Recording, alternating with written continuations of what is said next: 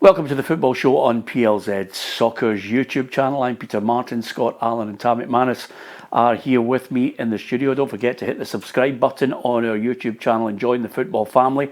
And if you want additional material that we are recording, exclusive content, competitions, prize giveaways, then you can also subscribe to PLZ Soccer Premium, and there's lots of great prizes that we've been handing out, and you can get involved simply by subscribing. So with that in mind, don't forget, Monday to Friday the football show is absolutely free. We've got lots to talk about. I'm going to start first of all by sending out our condolences and thoughts and prayers to Bobby Graham's family and friends. Now, for those of a certain generation, Bobby Graham played in the 60s for Liverpool, signed by Bill Shankly along with Ian St John. He was actually a Motherwell fan. He eventually found his way back to Scottish football and has sadly passed away. But what a player he was. And I can tell you, as a kid watching him, there was a period in football where you always had two players that were together as a partnership. There was Toshak and Keegan, and for Motherwell there was Graham and Pettigrew, and Bobby Graham was a great player in the latter part of his life in the football. He played for Motherwell alongside Willie Pettigrew, and for 4 years they were absolutely unbelievable as a partnership. Strange though, lads, you obviously might not remember them, but you know, you did get that situation for many a year, Tam, where people would play two up and the two strikers were famed, Rush and Dalglish. They were famed for being a partnership. See Willie Pettigrew, he coached me at Dundee United when I was a kid.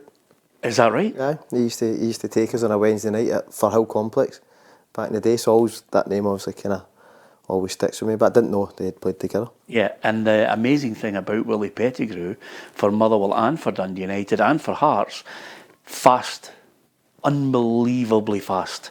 I mean, he had good skill, finishing deadly, but lightning fast. And Graham was one of those classic little poachers. But you get those partnerships. I mean, can you think of a few that have stuck in your mind, Tam? A duo that's, McCoist and Hateley was the one for me. Yeah. McCoist and Hateley's a perfect. Sutton and Larson. Sutton and Larson.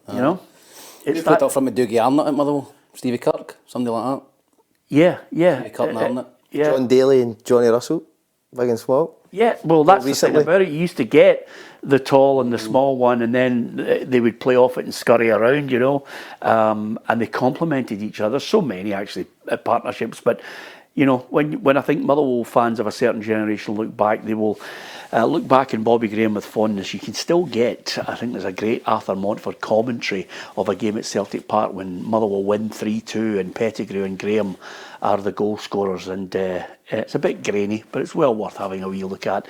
Our prayers and thoughts and best wishes go out to everyone who remembers Bobby Graham, including his family and friends. So, football. Looking forward to it. Tam hates it. International break. Doesn't get a chance to see football regularly. Can't get his Russian satellite to move to catch any kind of football whatsoever. So he has to put up with Scotland. And I was looking at it. I'm thinking to myself, okay, where are we going with the Scotland squad? What has he got? Is this the... Well, it's clearly the end for him. His remit, Steve Clarke, is get us to a major finals. If you don't, thanks very much for your job. You've done the best you could. Yeah, I don't think you can argue with that. He has obviously got us to 2 tournaments so far, but just looking at the squad, I think I'm not a massive international football fan, but looking at the form Kieron Bowie, and if he was to start, and I hope he starts, that might give us obviously something to be excited about, because I think he deserves to be in for the start against Denmark. Does he need the manager now to drop the caution and change his tactics or his ethos towards, we have to have a goal, we've got to be there? I'm looking at it, okay, I know where we are as far as a country and the failings that we have maybe in the front end and the back end, but we're 47th in the FIFA rankings. We've got Denmark, Greece and Belarus. First qualifies, second goes to a playoff. Well, absolutely, but Greece are 39th in the FIFA rankings, Denmark 21st, Belarus 97th. In terms of caution to the wind, you mean be a bit more brave and try and take the game, and then you look at it and you go, for talking about Steve Clarke over the years, he looks to try and not be beat and then maybe look to catch on the counter attack. That's the tricky thing, because it has worked for us over the years. But for me, like I said, I think there's players now coming into the squad who can be the difference. I genuinely do. I think obviously Ben Doak Gannon is he's obviously in the squad. He gives us that real pace. That's the one thing we had. We obviously spoke about it previous tournaments. We just didn't have that ball carrier. He certainly gives us that. I think Tierney and Ralston have dropped out, so left back maybe Josh Doig. He's come in, yep. And I think Hickey's a great player for me. I think he gives you that physicality, speed as well, and a bit of quality in the ball. So maybe it is the time just to go, listen, give these boys a chance. It's their turn to maybe take us to a World Cup, which would be amazing. But I think you have to now start coming away from the guys who have been tried and tested over the last 3 years. Sam, I'm looking and I'm saying to myself, okay, we're not in a great position with regards to goalkeepers. They're not certainly of the standard that we had when we had the three, the likes of Allan McGregor and David Marshall in there. Who was the third one that we had in that trio of Craig Gordon? Who's back actually training. It's incredible, isn't it? I know, he's back training. But the defenders... See? He's 48 now. Yeah, exactly. I know.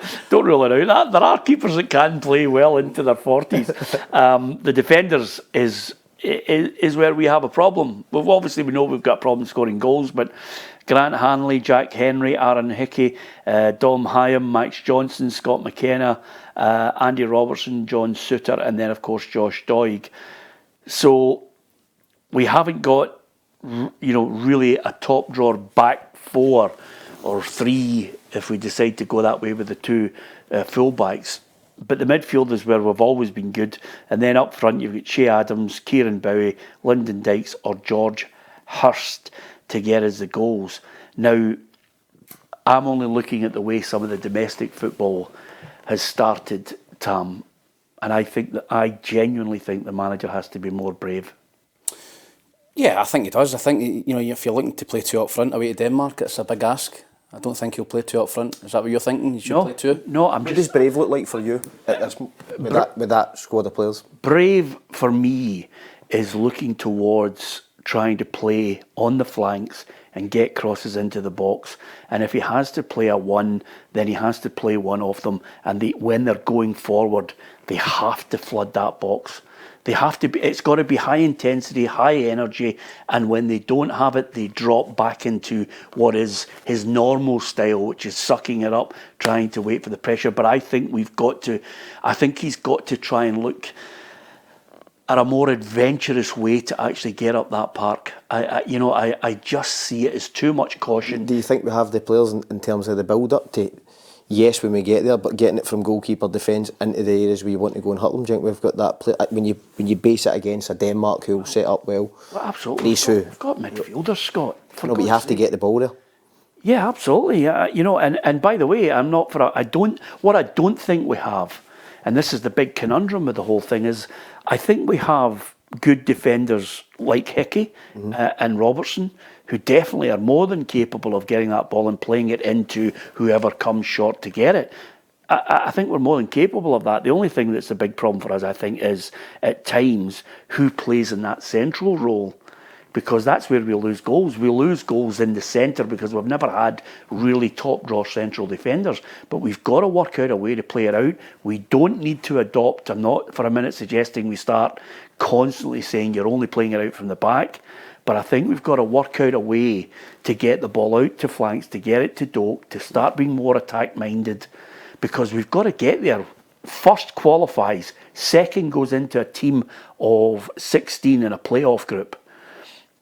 So I think there's 4 comes from the Nations group, and then there's 12 that basically are all in there trying to qualify from a playoff. Now, I don't know if we're looking at it and saying Denmark are way better than us, but I think we've got to try and be more adventurous instead of waiting till the last 10 minutes when we've watched, and you and I have been there. Yeah. We cannot sit in and wait for something to happen in the last 10 minutes. I don't think they're miles better than us, Denmark. No. I think they're a good side. I remember we beat them at Hampden a few years ago, 2-0, and battered them.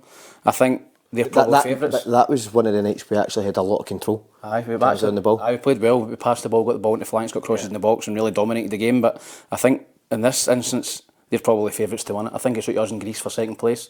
But I think Scotland, if we go over there and beat and get a draw tomorrow night, Or a win. Well, with all due respect, lads, I think if we're going to second, we're not getting there. Because you're in a playoff situation where you've got the best of the nations group qualifying. Does Bowie start for you, is it front? Yeah. Absolutely. I would play Doak off him. Yeah, you've got to play Doak. I have legs and a bit of energy up there. And I'd just play 4 in the middle of the park. Whether that's McTominay, Gilmore, McGinn and somebody else. And I'd just play him off of them and I'd play 4 at the back.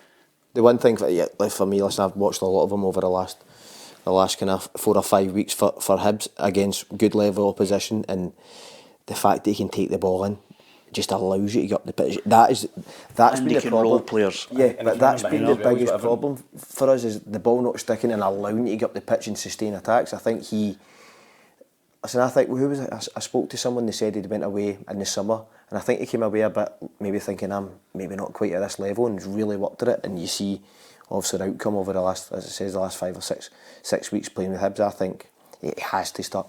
Look at the midfield we've got, lads, and we can change it. And also I think I have a problem with Steve Clarke because I don't think he changes it quick enough.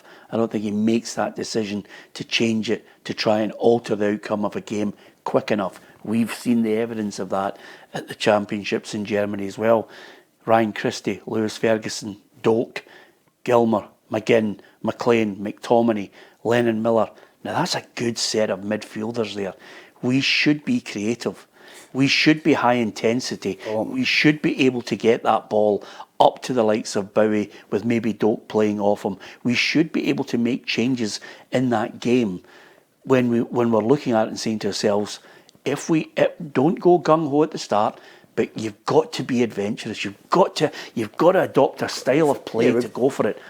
We've got to be front foot at times, and I think you touched on a good point there in terms of making the changes. We are more reactive where our changes are instead of being proactive. I think that's one of the things that we could all probably pick out as a negative of Scotland over the last year or so, is reactive substitutions instead of seeing how the game's actually going. Because like you said, look at the players we've got that can come on, especially in that midfield area, all different sort of attributes as well. It can maybe change a game or so, but I just think when you're looking at, you're obviously talking about Ben Doak, that is the one guy we've got who can really carry the ball. Hickey, I think, as well.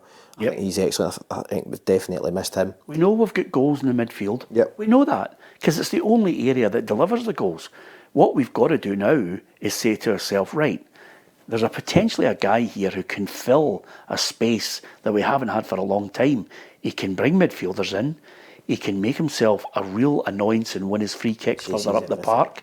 Do you know what I mean? And he's got an eye for goal. Now, I'm not saying he's a saviour, and nor am I putting the pressure on Ben Doak to say he's a saviour for us, but he's now an option for the manager to change his style. Something fresh, Peter. It's something new. I think with 2 younger players, Bowie and Doak, it gives you energy. You know, it gives you something fresh. You know what Lyndon Dykes can do? He's not been playing for Birmingham. You know, Shea Adams, I think, he's been playing in Italy, but for me, he's had these opportunities. He's had these opportunities for me. I think, Kieron, but you're starting to look ahead to the future now. Yeah. And you play Bowie, his confidence is high, he's been playing, he's match fit, he can run in behind as well, which I think is crucial. If you hold the ball up and you can't run in behind, then they just squeeze a line and you can't get in behind them. So. It's not as if they're like the Michelin centre-backs who've been linked with a lot of Premier League teams that have a good standard, caused them real problems. I think we've got to look for minimum 4 points out of 6 from the 2 games, Denmark away, Belarus away. Well, you've got to beat Belarus away, you can forget it. I think you've got to get a draw against Denmark as well, at least. Yeah, I couldn't argue with that. I just feel, actually, as I said, I can't believe my phone. Yeah, don't worry about your phone. Like for me, I think going away, fresh impetus in terms of the players coming into the squad, that gives you a completely different outlook. I think that actually lifts the morale of the team as well, because if you look more domestically in terms of what players come in terms of lifting the squad can do, like at Celtic, that was the biggest thing that Brendan Rodgers touched on. It's no different for international football. Guys coming in on form, pace, different attributes for what you've had the last year. You might just get more out of the players who had been in the squad for over a longer period of time. I just think he's got to look for I just think he's got to change the style. I think I'm not talking about a radical change. I'm talking about a change in the mindset of how we're going to approach these games, or we're not going to the World Cup. It's as simple as that. And I do think qualifying first is achievable. And I don't care what anybody says about Denmark, who are 21st. They're not a million miles ahead of us, but we've got to be brave now. I think Greece could be a bigger threat than Denmark. Well, you may be right, but we've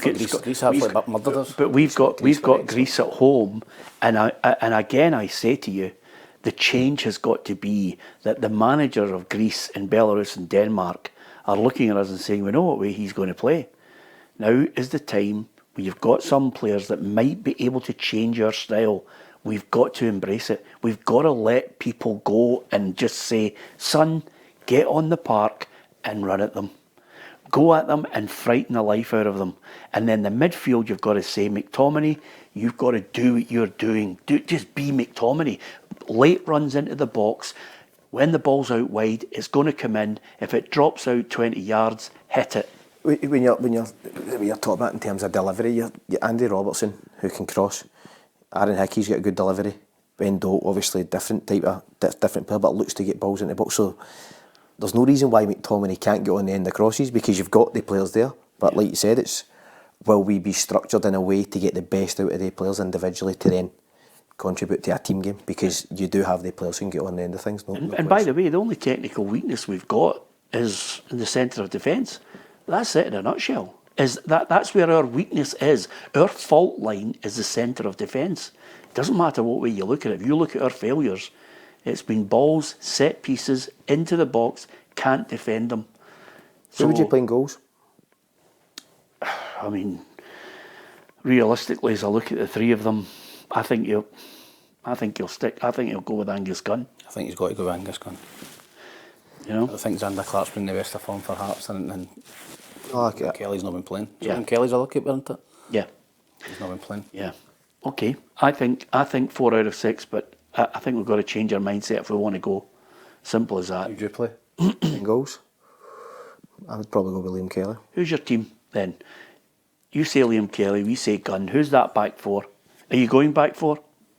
Well, that's the $1 million question. Do we stick to the 3 or go with the 4? For me, I think probably go the 4, so that you can get the ball to the wide players a bit easier, and at the same time you can get Andy Robertson obviously going down and doing that overlap run. That was one of his highlights at Liverpool, with it making that late run, ball slipped into him, wrapped across. That's where we've seen the best of him. Are you playing Suter and McKenna then? Suter and McKenna, yeah, I would go Suter and McKenna. I think that kind of picks itself at this moment in time. Okay. Hickey right back. Yeah. Midfield.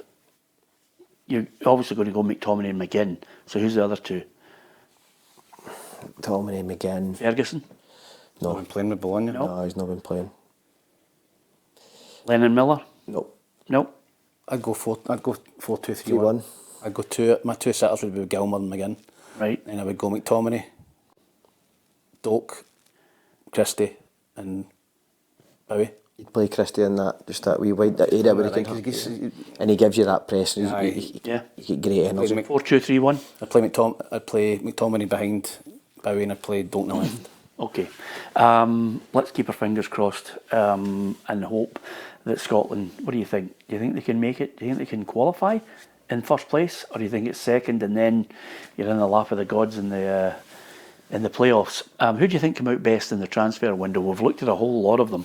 I mean, obviously, Celtic have been getting it in the neck, and I noticed that there's a fans group have come out with a message, which basically, what is the club's long-term footballing strategy? How is this going to be communicated? Why is there no investment in critical positions despite pleas from the manager?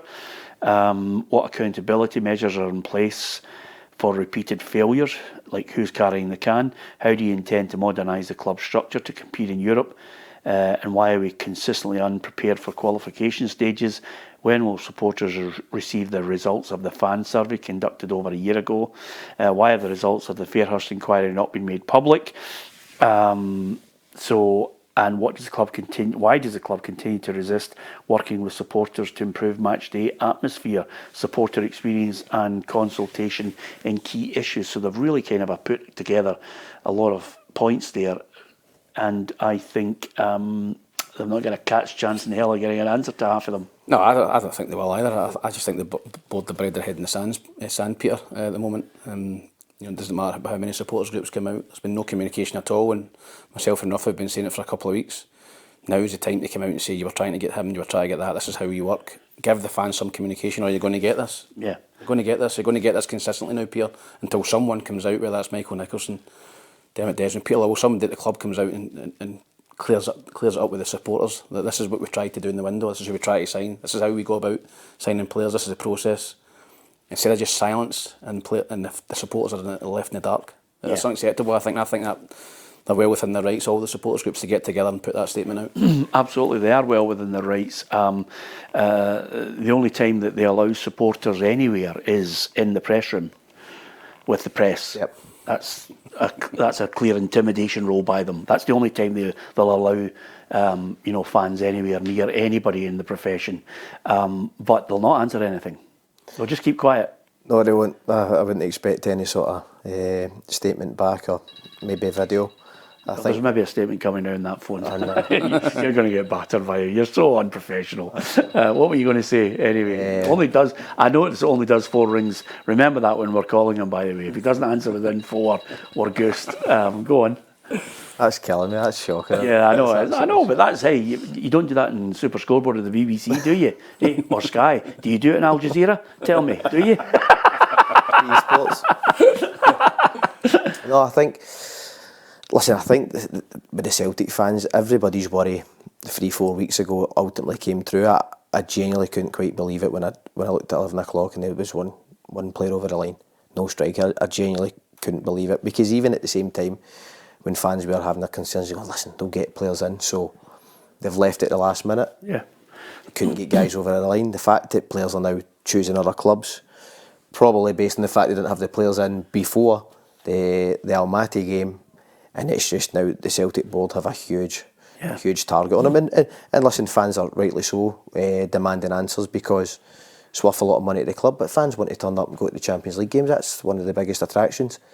But for me, I still think now, in terms of Brendan Rodgers, he's got to flip it and go, really show what he's like in terms of management style. Can he get the best out of what he's got there? For me, that's going to be very intriguing, because he'd made obviously so many comments about it up until the transfer window. Can he get the best out of what he's got there? That will be his challenge this year, so the mindset will be different. I can't wait for the press conferences to see how he's going to try and flip it.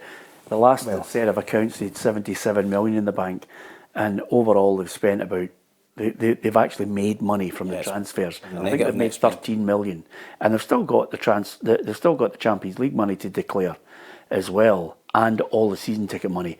The club is cash rich, even with the money that they set aside to settle the grievances with the Celtic abuse case. There's still 80, 90 million easily, without a shadow of doubt, based on the facts of how they settled that case.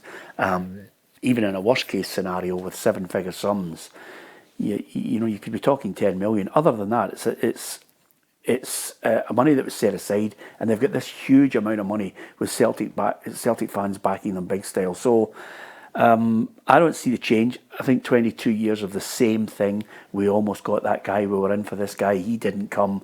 We can't compete at this level. Don't have your ambitions about Celtic in Europe. All of these things, they've heard the excuses. So I don't see the point in anything coming out from any of that board that will be new or refreshing or embracing of a support that just unfortunately has a 10,000 waiting list. So if you're unhappy and you want to beat it, there's another person in there who's going to take your place. So that's a great position for the board to say, by the way, we're not going to say anything. We will say it at the AGM, but other than that, you'll not get within a hair's breadth out anywhere near us. The other thing I was going to say to you is, and I wonder if you can explain it from your own point of view, what's it like with that deal? Tell us about the deal, because you eventually ended up going to Celtic. What's the process like?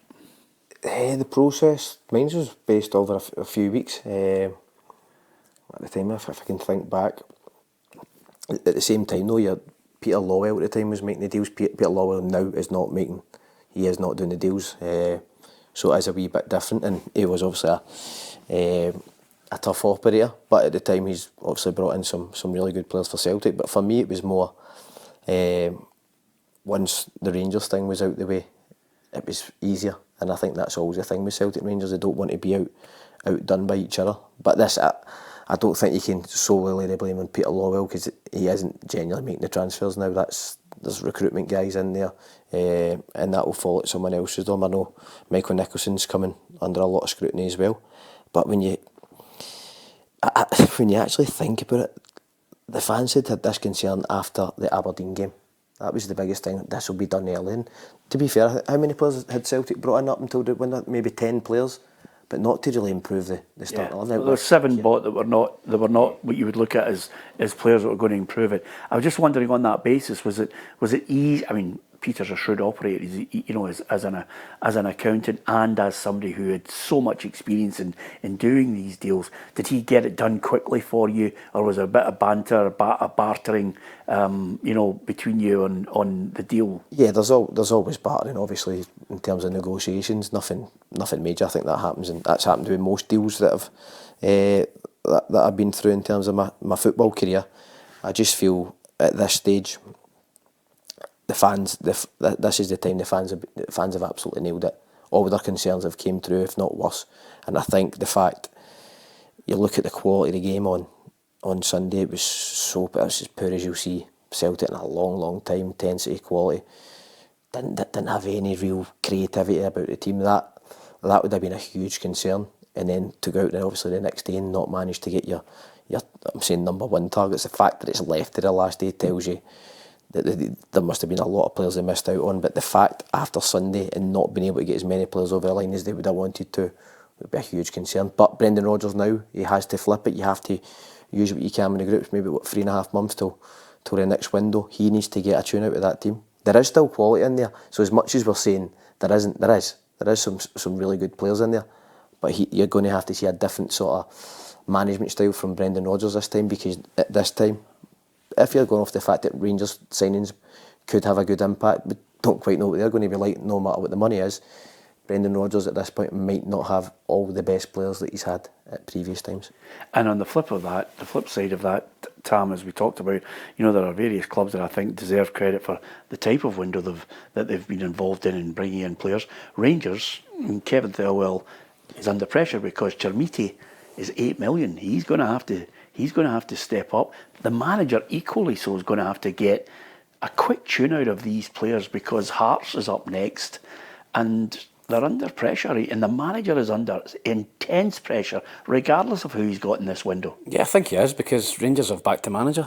There's no doubt about that. I heard Kevin Thelwell yesterday talking about 20 million net spend in this window. That's a big amount of money for Rangers. So the pressure comes with that. I think it's his signing. Chermiti's his signing. I think he's already signed them before, so it's his signing. Everton. He signed them for Everton. He signed them for Rangers. £10 million for a guy that's not really done it anywhere.